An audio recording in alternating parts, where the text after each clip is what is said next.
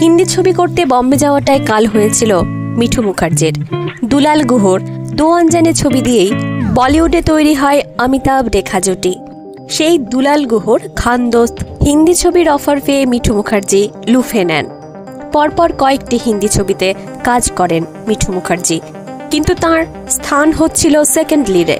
একসময় তিনি বুঝতে পারলেন হিন্দি ছবিতে তার জায়গা হচ্ছে অকিঞ্চিৎকর চরিত্রে। ফিরে এলেন কলকাতায়। তবে বাংলায় ততদিনে মিঠু মুখার্জির প্রথম সারির আসন দখল করে ফেলেছেন মহুয়া রায়চৌধুরী।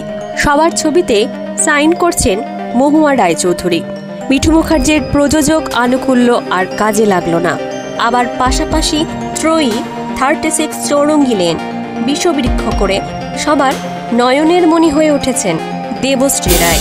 অসিত সেনের প্রার্থনা ছবিতে মৌসুমী চট্টোপাধ্যায় ও দেবশ্রী রায়ের পাশে মিঠু মুখার্জি এক বাইজি চরিত্রে। অর্থাৎ বাংলাতেও লিড রোল থেকে মিঠু মুখার্জি বঞ্চিত হচ্ছিলেন। রঞ্জিত মল্লিক মিঠু মুখার্জির সঙ্গে তার জুটি ভেঙে যাওয়ার কারণ হিসেবে মিঠু মুখার্জির বম্বে যাওয়াকেই দায়ী করেন।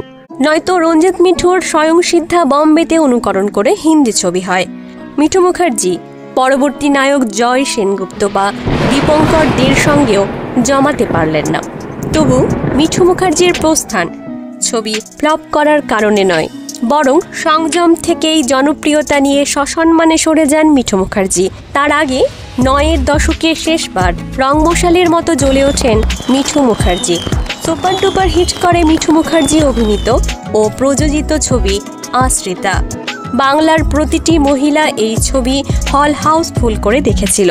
ভিসিআর যুগে আশ্রিতা ছিল সর্বাধিক চাহিদার ছবি। মিঠু মুখার্জির কামব্যাক যে পরিমাণ হিট করে নায়িকা রোলে, তার কোনো নায়িকা পারেননি, সুচিত্রা সেনও না। নমস্কার কণ্ঠী মন্দিরা, ভিডিওটি ভালো লাগলে অবশ্যই সাবস্ক্রাইব করার অনুরোধ রইল।